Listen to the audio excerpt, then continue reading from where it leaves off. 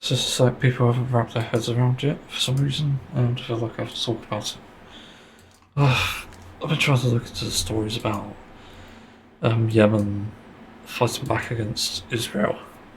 Um, and yeah, like, it seems to be starting a war essentially, and I don't know, like, whilst it's good that Israel are getting a taste of their own medicine, I don't really condone murder or war, really.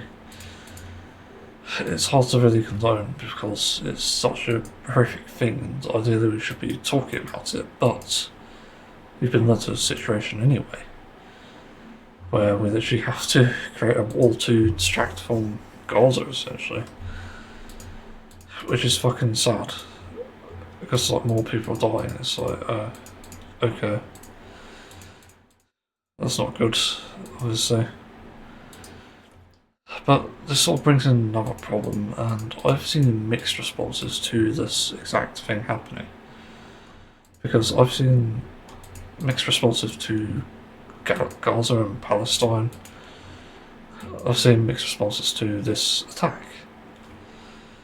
And to be honest, like, there are both idiotic things on both sides, but there are reasonable things on both sides as well. You know, Israel has a right to defend itself, sure. You know, that's essentially what happens here. But the problem we have again is that this shit is happening in Gaza and they're opening fire on not just innocent people, but government buildings. Let me repeat that, government buildings. What the fuck does that even mean to you? The people on Israel's side clearly do not understand this concept. Because it's governments that pull the strings, they obviously tell the people what to do. And if they're willing to do it, they'll do it, obviously. And if they're coaches that won't. But this happens because literally they've been provoked. Like, I think Yemen was attacked anyway by Israel, by missiles, and they're trying to assassinate some people in this government building who are doing peace talks. And like, yeah, like, this is what true peace is about, literally, because you're trying to fight back against people like this, people like Netanyahu and whatever. I forgot the other guy's name. Israel Defence Minister, I think it was.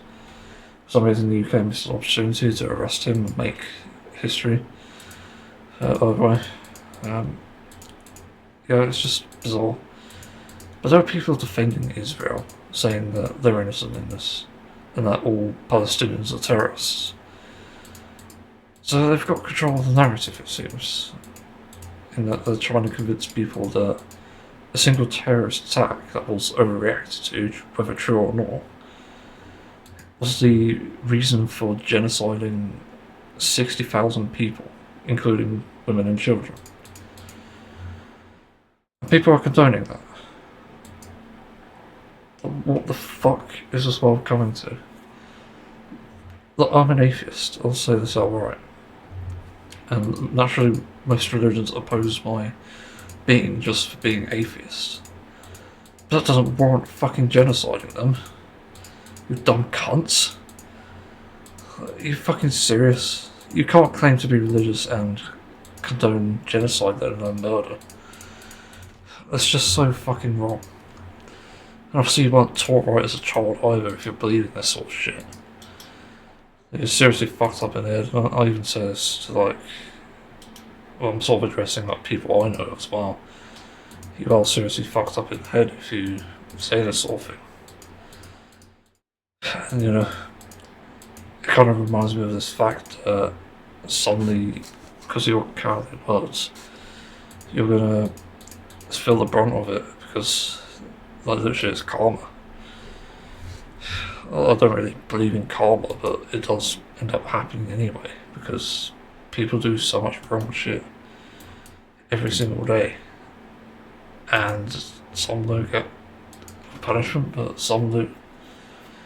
And even then, those that don't get punishment eventually will have the punishments or consequences later on. so they're not exactly free. And people saying that genocide is fine, it should happen. Yeah, you're gonna get karma because that's how the world works.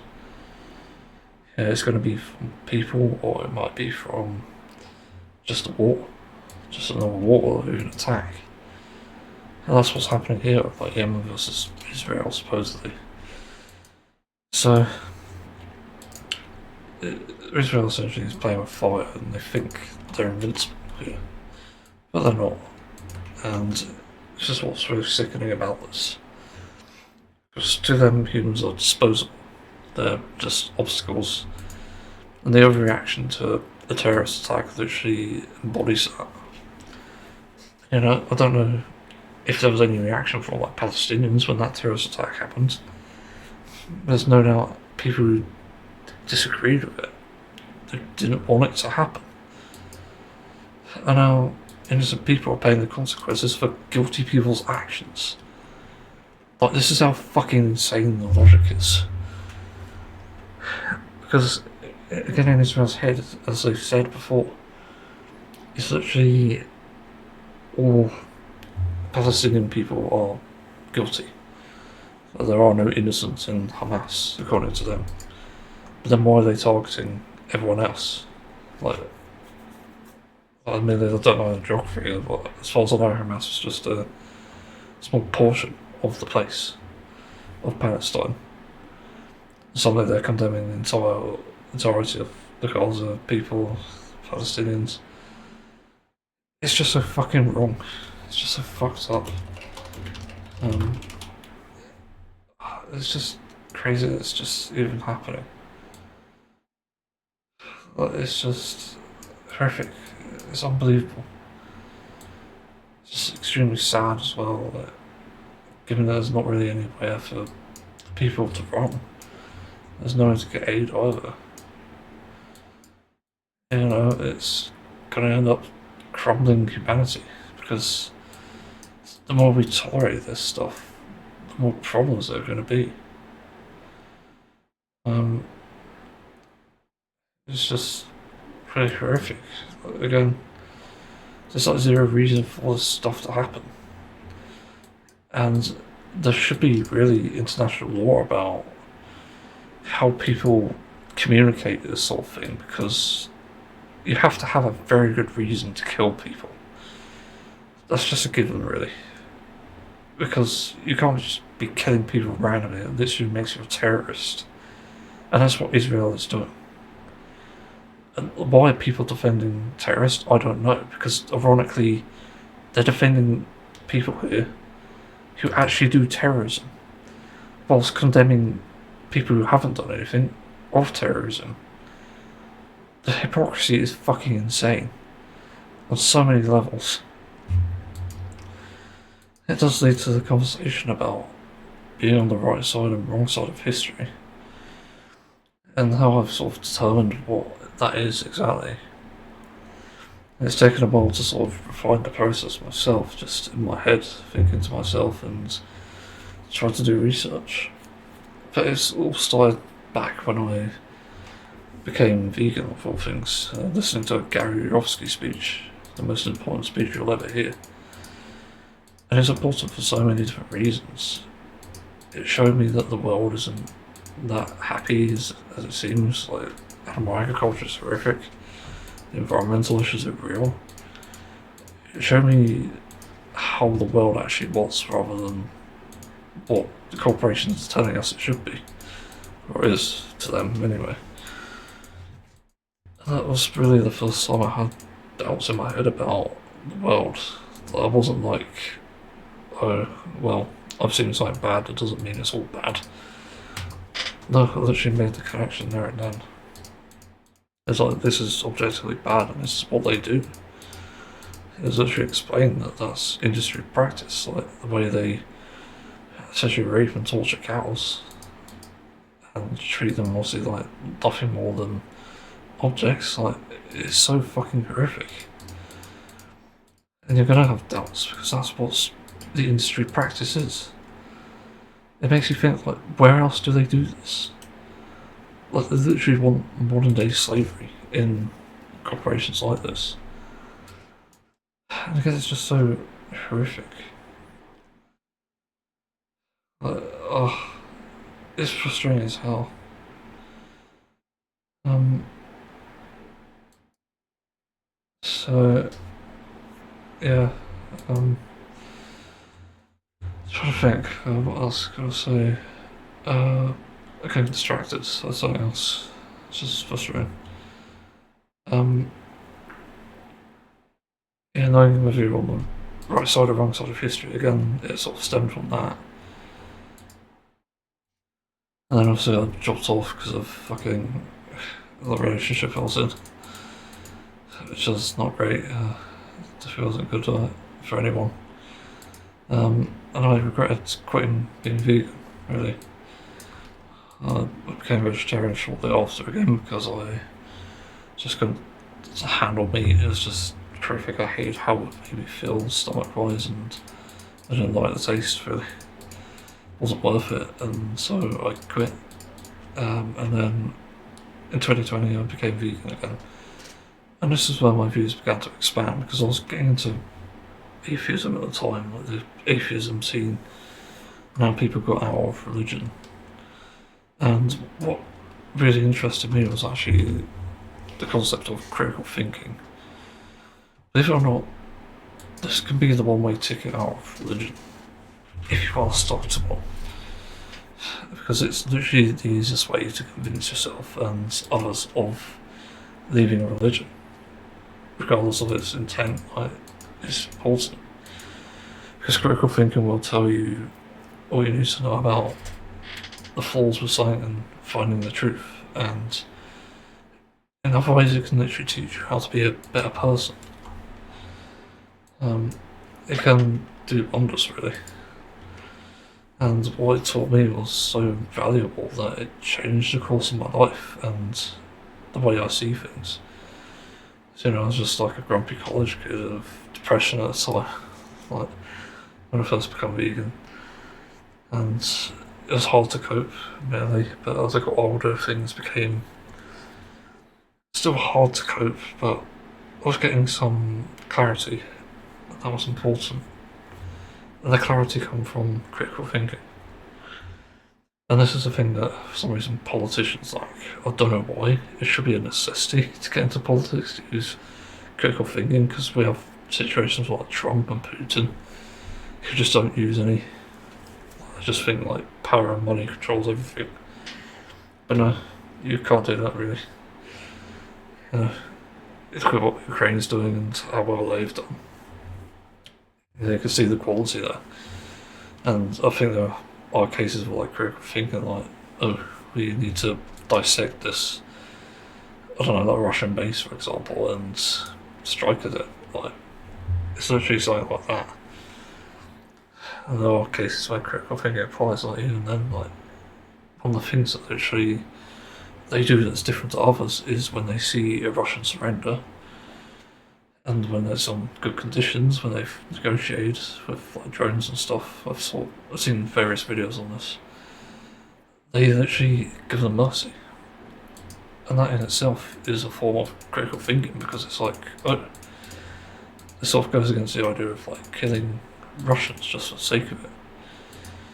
Also, it's because you have empathy, but you also have reasons to do it. Like, you can exchange Russian prisoners of war for Ukrainian prisoners of war, and you can also have Russian people join your side, like, to oppose Putin. And obviously, if they don't like Putin, then they have a reason to stay. Really, like, there's various things like this that appear when you start to actually look into it and look deep.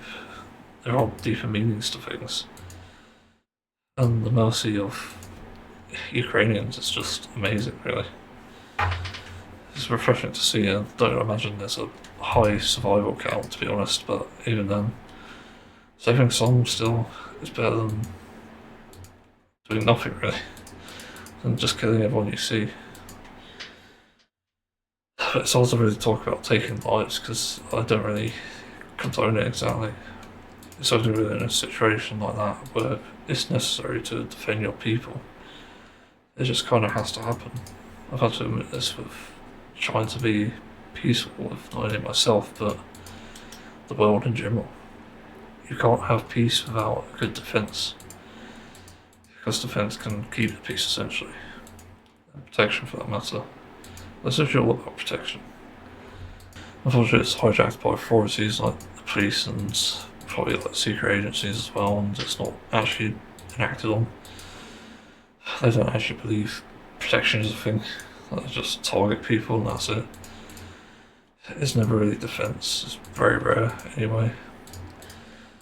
It's unfortunate that we can only rely on them, which sucks. That sort of thing. Being like peace is important, and keeping it requires this level of like critical thinking. So it leads on to how I sort of came about to critical thinking as well. Like I obviously looked into the religious sort of videos, anti-religion stuff, and it led me to that. And then I began to look at the world from a different viewpoint, and it made me realise there's so many problems in it, so many inconsistencies, and so many issues that, with critical thinking applied, you can probably solve the problems like that easily. Which is why I say it should be a necessity to teach politicians. Like, to get into politics, you actually need to test them for critical thinking skills, because you can't trust them without it, and those that misuse the power, obviously, without using it are going to be problematic anyway. But the point is you sort of filter out the problem ones. I see a lot of issues with politicians addressing, like, human rights. Like, fuck's sake, the things that the far right have said in America, Republicans, about Democrats, like, it's very, it's like bordering on awful, but it's also just extremely immoral and stupid, because it's going to affect the, not only just Democratic people, but the people on the right as well. People who vote Republican, market people even, because it's going to directly impact them. Because human rights start to crumble when one person's rights goes, one group, and it starts to get worse and worse each time for the next person's rights, and then the one after that. Eventually, every group gets, I don't know, like, I don't know what the word is for. I don't even know the word, but basically their rights get removed, and then they get removed themselves. Not necessarily killed, but thrown out on the street and just treated as slaves eventually, because that's the end goal here. That's what corporations want. They want you to work for nothing, essentially. And put you in prison for not being the model person. Like, disabled people would probably have to be forced to work jobs. People of colour would be forced as well. And queer people who are not child producing people, following the status quo, they'll get thrown in prison. Like, that's what they want. And critical thinking would almost completely avoid that, because, again, it's looking into these things and finding truth, and if they can't find any, there's nothing there to convict people of. And that's what I mean by having it as a requirement, because it's, again, the determining factor of how they decide your rights and policies and whatever. This is the entire ruling. Yeah, over the years I've expanded on it as well. I've found my beliefs, really my core beliefs and intent as well. And mine really only come from the heart. I want to see peace in the world, I want to see love in the world, and that's it really. And hatred doesn't really have a place in even, like, in a sort of military situation. Like, again, if I become leader, if I ever do, I consult with professionals. I'd have a board of people to do this with, to even consult with other issues on.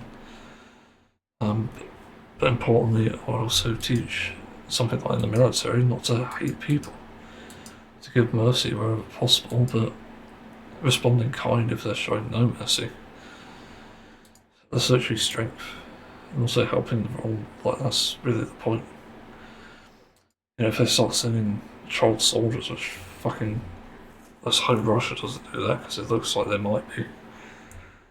And yeah, there are problems that are hard to solve and going to be more horrific, but eventually, hopefully, things won't come to that. Like that's the thing. If Russia does that, then there's going to be a civil war, no doubt. Because nobody will put up with that. Definitely not the Russian parents, but definitely not other people around the world. Like, and it's going to be more than likely that the Russian soldiers even just turn on commanders and stuff because that shit's so horrific, so unnecessary. But yeah, and it might even lead to like an allyship with the fucking Ukrainians. Like, it's crazy. Sort of less on the war now, but more on knowing if you're on the right side or wrong side of history. Again, it comes down to critical thinking and also empathy. I think this is an important trait too. Where empathy comes into it is when you understand how someone feels or thinks, even both really are ideal. You can really get to know what to do and how to address it. As I said about the Israel stuff, it's very obvious that one terrorist attack was the catalyst for this entire thing. It was one terrorist attack, and one that wasn't even properly investigated. So you don't even know if there was actually a terrorist attack. It's like been so blown out of proportion that it's lost meaning. So, what was I saying? I got distracted. Like an ADHD moment. I have to backtrack when I get this situation that's annoying. Just something that's got blown out of proportion, and when you really empathise with the situation itself, you realise all the genocide is just so unnecessary, all the destruction is unnecessary. And the failure of politicians and even like the UN, for example, cause this to happen. Again, critical thinking would have solved this problem. If people just fucking pull out their diapers and actually did their fucking job for once, they'd actually be able to do this. Like, they'll be able to address it the moment it starts, because this inaction is leading to one of the darkest sides of history that I think we could have ever seen in modern day history. Because there's been bad things throughout history, but this arguably is one of the worst. We had I forgot what group it was, like, it wasn't Islamic, was it? Whatever that war in Iraq was, where it essentially was about terrorism and stopping that. There were questions about whether that was the right thing to do or not, for some reason.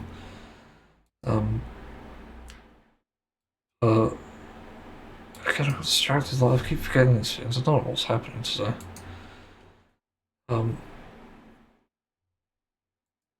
Like, you need to address shit. That's obvious, but you need to do it in a way that's as peaceful as possible and empathetic as possible as well.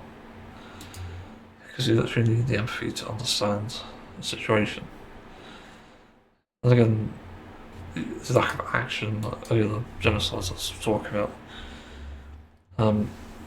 There's no doubt bad things that happen in Iraq, and that's probably why it had to intervene. Like, there's terrorist attacks happening, and they're abducting like little girls and stuff. I think, pretty sure that was another thing. Eventually, they won, but again, it didn't really do much for the world exactly, because people didn't really learn from it. And same with like World War II when the Holocaust happened. Again, like, it's surprising that Israel, like, being Jewish, apparently, don't look back on that part of history with a sense of dread. Like, what the fuck is going on here? Something doesn't add up, and to me it just seems like someone just wildly blown out of proportion the racism that they got handed down from their grandfather or something about Islamic people or just like people of certain religions or races. Like, it's definitely along those same lines. It's like whenever I hear the Israeli president saying that there's no innocent people in Hamas or the secretary, I can't remember who's who. Like, that's annoying.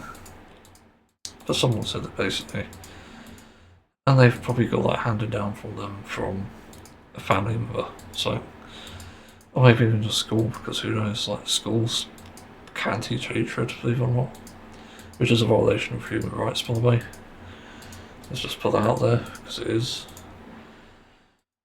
Hatred is never beneficial to society and humanity. That's why it shouldn't exist. But yeah, no doubt handed down, and see, they expanded on it and just exaggerated it. They literally spawned into hatred. Gun hatred is taught. That's what the saying is. And it is true here as well, it seems. But again, the lack of intervention, this again being on the darker side of history, this wouldn't have happened if they just looked at the warning signs.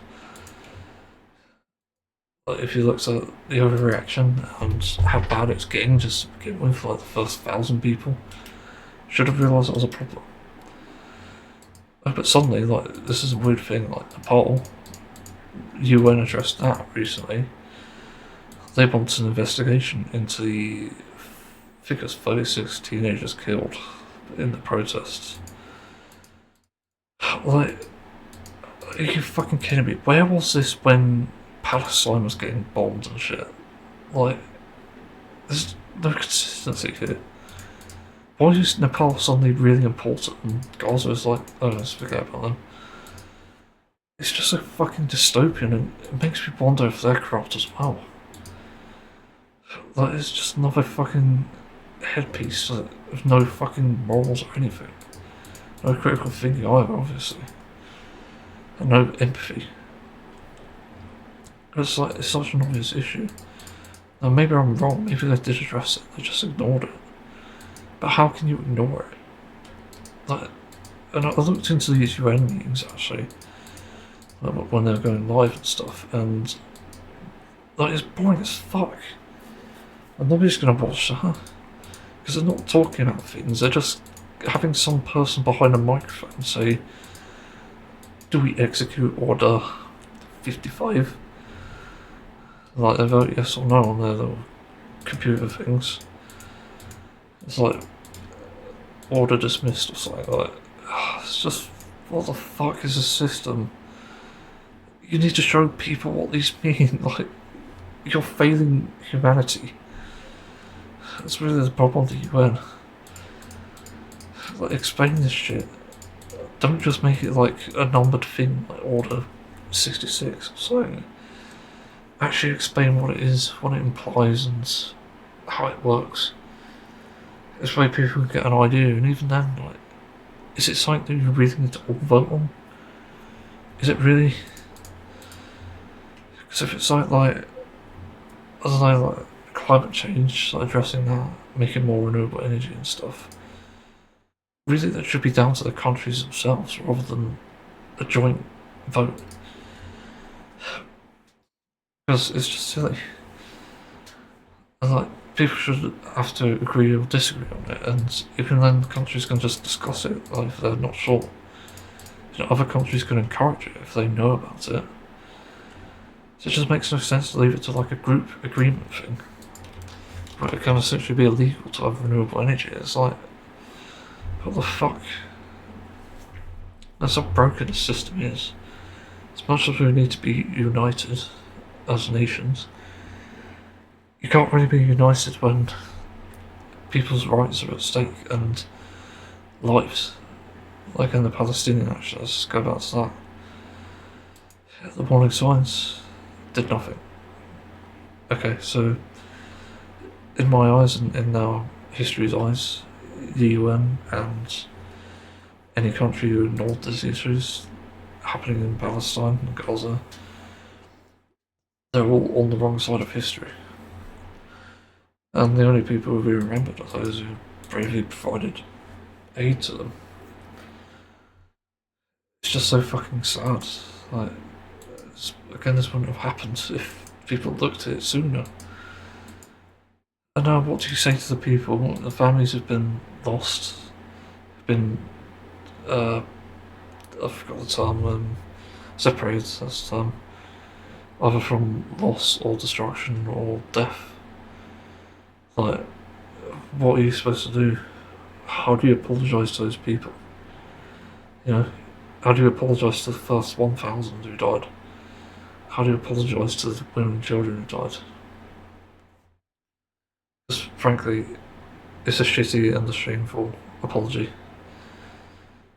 Because you haven't given any. You haven't stated your reasons for not intervening. You've just stayed complicit in the matter. You've supplied arms to obvious terrorists who are putting a massive stain, a red stain for the matter on humanity. And people won't forget this. It's going to be on the internet forever. All this footage will be there. There's no silencing it. Israel knows they're guilty. Yeah, it's just fucking horrific and horrible. It is literally a Holocaust what's happening, and other Jewish people have described it as a. But I guess it'll go down in history as the people on the right side. Again, those providing humanitarian aid, but those who are also protesting, standing with Palestine. Yeah, the thing that runs through my head a lot of times, like, the biggest shame of humanity is how badly that we can look. You know, they're killing each other stuff never look good at all, in no situation whatsoever. I'd argue another thing as well is like how we treat our health and how we even like supply ourselves, like even the economy and stuff. There were so many shameful things in history, like the billionaires coming to be the leading powers essentially of the world, because again, money talks to a lot of people, and it's really only people with that corruption at the core that it becomes a massive issue. And it's gotten so out of hand because of that. So, yeah, so really only the right people, though. The people on the right side of history are those who've defended the innocent and defended the vulnerable. And the people who are on the wrong side are those who defended the guilty. So, you know, hail Keir Starmer, hail Trump. Those cunts, they're responsible for so many deaths of women, children, adults, not men, pretty much a lot of people. And that's one of the biggest stains on humanity. Yeah, and whenever I see this question sometimes in some of the comments on some of these videos, people are having doubts about having children and bringing children into this world. Why would they want to see this? Why would they want to see Ukraine war? Why would they want to be born somewhere like Gaza, where their country is being bombed, their rights are being taken away, all because of some exaggeration? Are you fucking kidding me? And why are we in this situation again? Where children are wondering why their parents are not moving, just still on the ground and cold? Why are they asking for their lives to be spared? The UN has a lot to answer for, as does every country supplying arms to Israel. They're all complicit in this. You're all terrible. And you should all be ashamed. There is a special place in hell for all of you. So, that's the situation we're in now. Humanity's darkest side of history, the Ukraine-Russian war, sure, it's bad, but at least it's having the good people at least winning. Ukraine, for that matter. But as for things happening in Gaza and the corruption of governments, again, you have a lot to answer for. You have a lot to pay for your crimes. Because whether or not crimes are immoral, that's what they call crimes. So, that's the situation, that's all I'm going to say. Thanks for listening. Probably see everyone another time. See if anyone died of a heart attack from overwhelming stress.